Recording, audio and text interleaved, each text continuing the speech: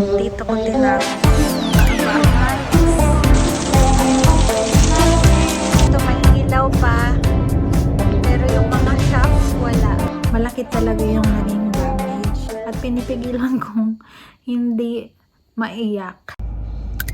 Good morning everyone. Nandito tayo ngayon sa sasakyan. Papasok mo tayo sa ating trabaho. At ito na naman ang aking attempt. May mga kasi magpa-park, so pasensya na, nililipat-lipat ko, but yeah, ito na naman ang ating attempt na makapag-vlog today. So yun, let's see kung matapos natin. Have a nice day everyone. Hello guys, ito ang aking itsura after 8 hours at hindi na ako naka-video kanina, na busy, but yeah, dito tayo ngayon sa Harbor Town. Ayan. So, bibilan natin ng gift si Ron. Sana meron. Ang sabi ko, imimit ko si Ate Renren. Pero, isa lang yun sa agenda. Talagang, para hindi niya isipin na bibili ako ng gift niya. So, sana hindi niya yun iniisip. But anyway, let's go and meet Ate Renren. Hindi ko pa siya nami-meet. I mean, hindi ko siya nakita ng 2 months na ata. Or 3. So, yeah. Sana makita natin. Nag-work siya dito. Let's see. Quick, change outfit. Dahil baka akalain nila nurse tayo. May emergency akong tawagin. So, yan. Bumili ako. Ngayon lang. Pang kids to. Pero, ayan. Yun yung scrubs. Diba? Cute din. Pang sana. Ayan, change outfit.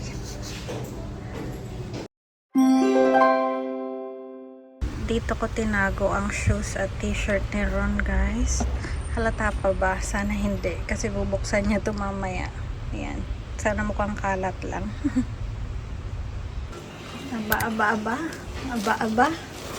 Wow! Anong meron? Is this for me, Han? Is this for me?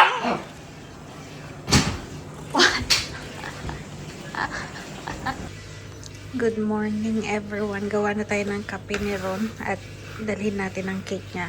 Ang hirap na hindi siya batiin dahil binati niya na ako ng happy anniversary. Ayan pala ang ating pa-flower ni Mayor. So cute. Okay, gawin na natin. Ito ang cake na favorite namin. So yun, lalagyan ko lang siya ng candle. So diba, pwede na. Happy birthday, Mayor. Yeah. Let's go. Let's go, Bob. Happy birthday.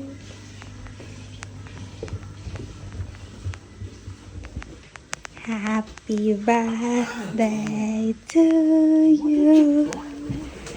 Happy birthday to you, dear handsome husband. Happy birthday. Make a wish. I'll make a wish.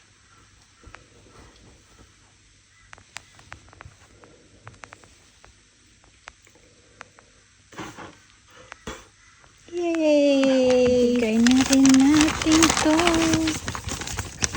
Ayan. Nakaloko.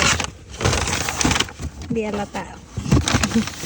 At dito yung t-shirt. Ayan. Dito kami dinner time. Mike's Kitchen. Ayan. Dami na agad tao. Must be famous. We're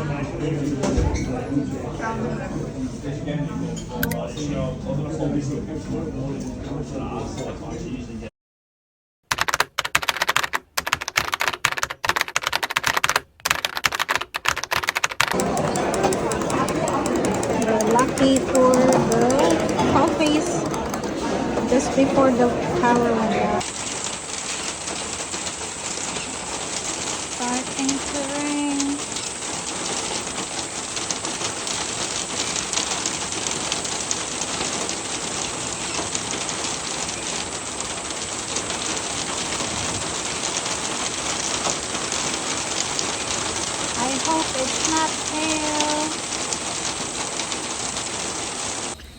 Hello everyone! Today ay Boxing Day.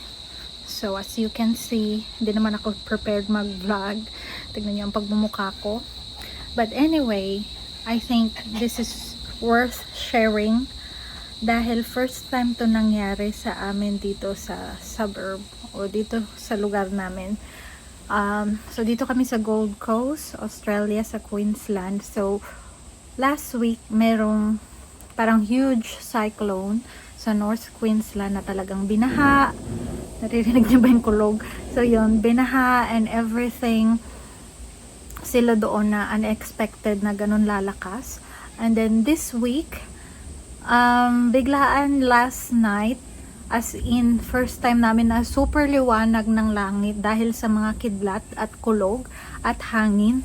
Pero yung ulan parang ambon lang, ganun. Then around 10 p.m.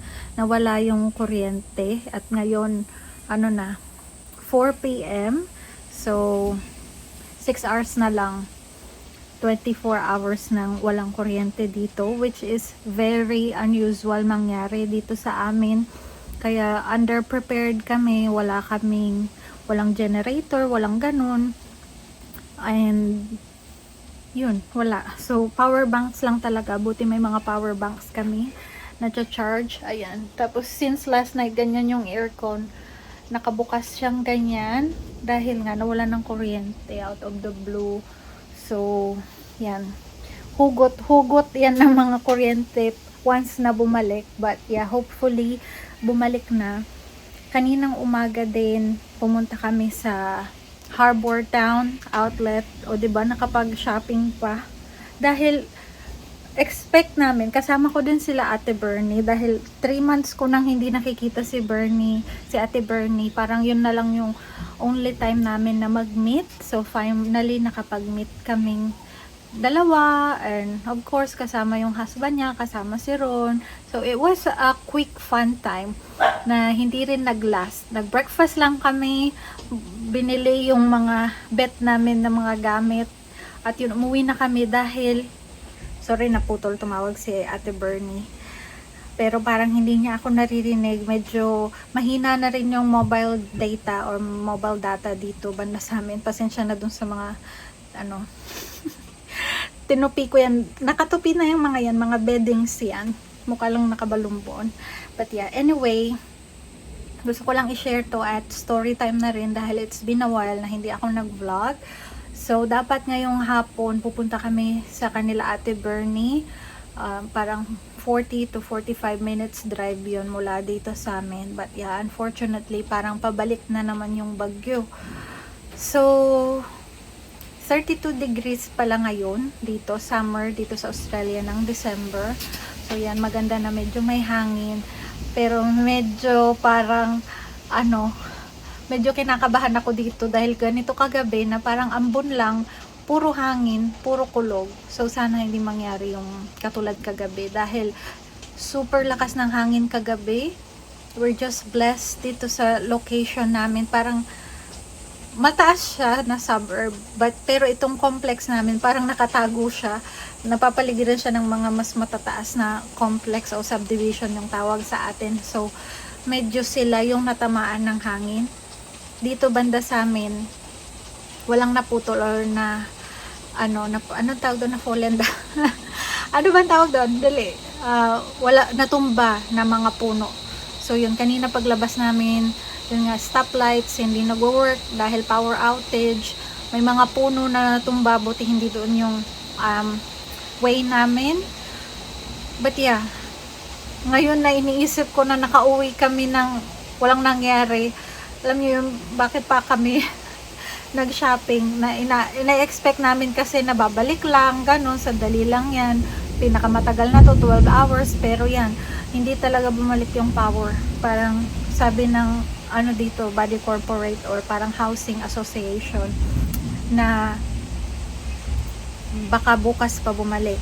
So, given na most of the houses here underprepared sa ganitong situation dahil very very unusual, lahat ng mga nasa fridge talagang nasisira, at dahil well, sila, I mean, dahil holiday season na to, imagine yung mga pagkain, imagine yung mga grocery, yes, mismong grocery, close down din sila, na usually open sila kahit na Boxing Day, na holiday, but yeah, close sila dahil sa power outage.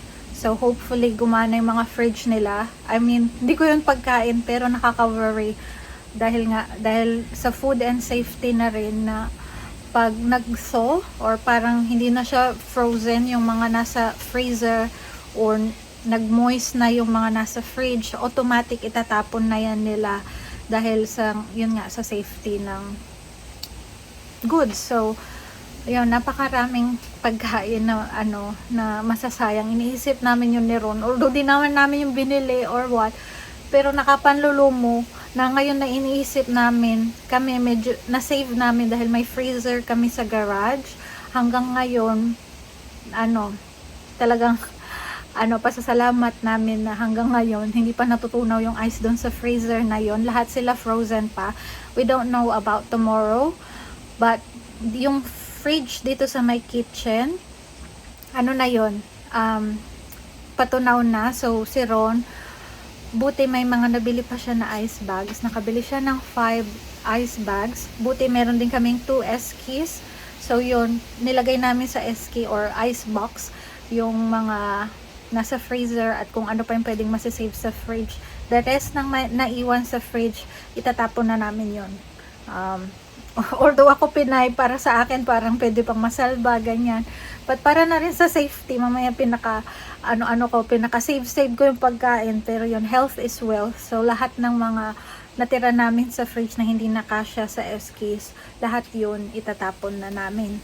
Hindi lang namin matapon for today dahil mahangin, puno ng mga branches. Nilagyan na rin ng ibang branches yung bin namin. So yun, sa fridge muna, hindi na lang namin bubuksan yung fridge. Yun, we're praying na sana bukas meron ng kuryente. So far, low bat ang power bank pala na backup, but yeah, anyway, I'm just vlogging this to share to you guys ang pinagdadaanan dito. Very unusual. At ayun, hindi ko alam bukas babalik na ako ng trabaho, hindi ko alam kung magkaka-power ba dito o may power doon sa trabaho namin. But yeah, praying for everyone's safety, lalo na ngayon dito sa Queensland or sa buong Australia at sa buong mundo.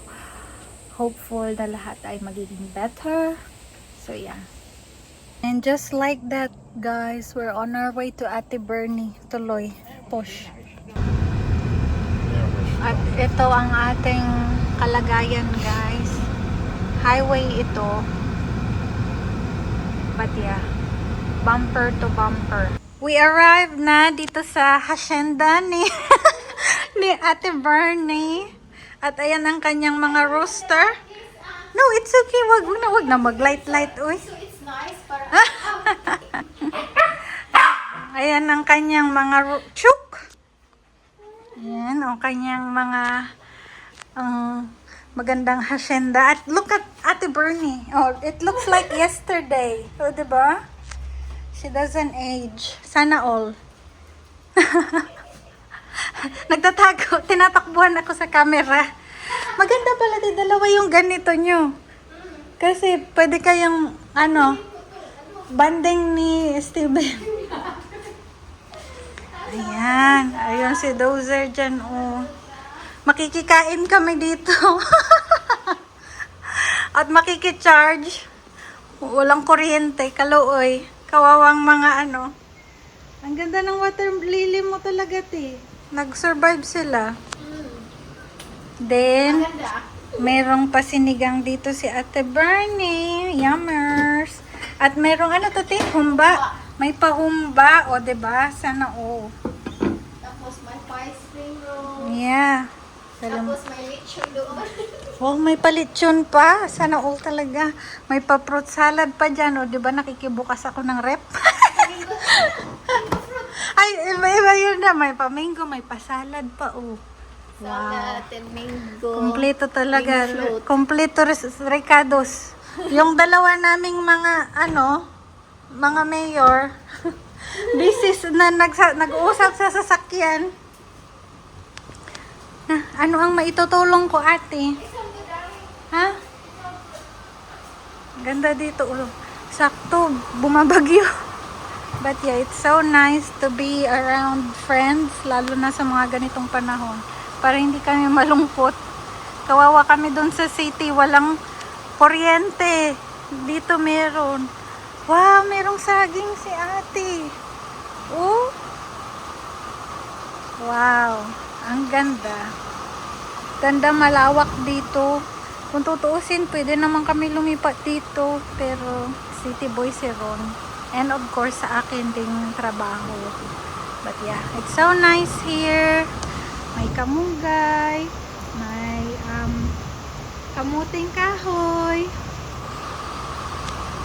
Feel at home. Dito si Dozer nagstay. Yung pumunta kami ng Pinas. Kaya alam na alam niya dito. Hindi siya sa ibang bahay medyo takot-takot siya dito. O, feel at home. Yan, feel at home siya dyan. Diba? Dali, tulungan ko muna si Ate Bernie. Kain. Kami sa bahay, guys. Dito may ilaw pa. Pero yung mga shops, wala. So, for sure, mukhang wala pa kaming kuryente. Hey there, guys. Bahay na kami. Meron lang tayong pa-candle dyan. So, yeah. Mukha bang spooky? Mukha ba tayong nasa horror? So, yan. Meron pa tayong isang phone dyan. But, yeah. Ayan. Kita ba? Ayan. Kita nyo na ako. Hi. But, yeah. Ayan ko lang tong vlog.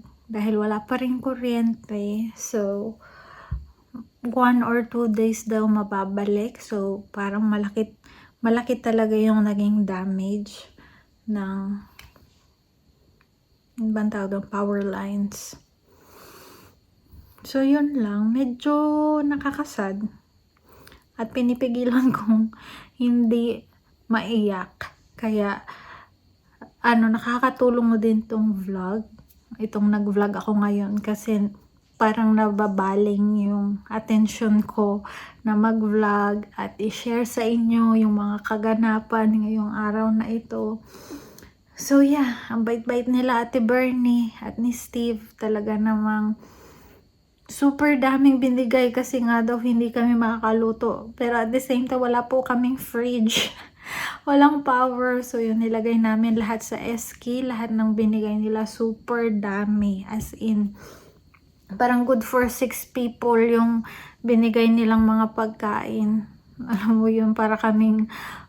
Tapos nakicharge kami doon ng mga power bank na... Ayun, basta, para kami pumunta sa, shelter. Alam mo yung bumabagyo, tapos pumunta kami doon.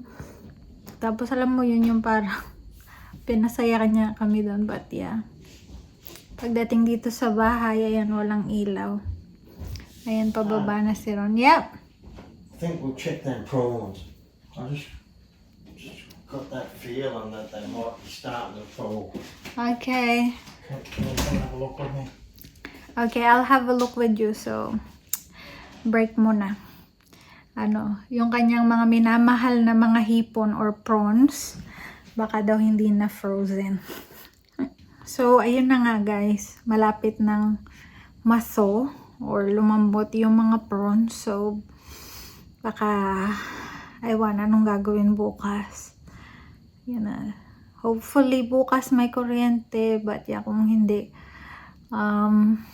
it's a waste. Kung it's a waste talaga, but for sure si Ron, yan ang unang-una niyang kakainin bukas. Kasi nag-sale. So, naka-good deal siya. So, bumili siya ng 2 kilos ng prawns. Sino bang mag-e-expect na mawawalan ng kuryente? But, yeah. it's life. I mean, I'm still grateful. Safe kami. Kuryente lang to, pagkain, mapapalitan naman yan. Andun yung panghihinayang. Like, kanina ko pa sinasabi, ang dami kong nag-imagine na, tapos habang nagda-drive kami, yung parang, alam mo yun, nalulungkot ako sa iba. Although, iba yung feeling. Sa Pinas kasi, pag nawala ng kuryente, okay kumbaga, andun yung pamilya mo, sanay yung mga tao. Dito kasi, ang kaibahan, hindi prepare yung mga tao sa ganito, or karamihan ng tao, hindi prepare sa ganitong kalagayan na super haba ng walang kuryente. So, I feel for them. As in, like, hindi ko alam kung paano nila maso-survive. I mean, paano ba survivable naman? I mean, kaya naman kung kaya, but marami kasing elderly dito na mag-isa lang. Yung mga ganun ba naiisip ko. But yeah, hopeful. I'm praying that everyone is safe and everyone is okay. Ayokong malungkot, but yeah, basta iba yung feeling ng walang kuryente dito. Super. As in, thankful pa rin ako, meron pa rin tubig. Yung pressure ng tubig meron pa rin. At super init kanina, so wala akong ginamit na hot water. May hot water pa rin. So bukas balik trabaho ako. Hopefully may kuryente sa trabaho. I-charge ko lahat ng device namin. At yun lang guys. Salamat sa pagsama sa akin sa araw na to. Dito ko nabaling at dito ko parang basta salamat at hinayaan nyo akong i-share ang araw na ito. At dito ko nabaling at nabawasan yung lungkot ko ngayong araw na to dahil mag-New Year sana naman bago mag-New Year may ilaw na. So yun lang guys. Sana nag-enjoy kayo. Kung nag-enjoy kayo, please hit like. Huwag niyong kalimutan mag-subscribe. And I'll see you on my next video. Bye guys!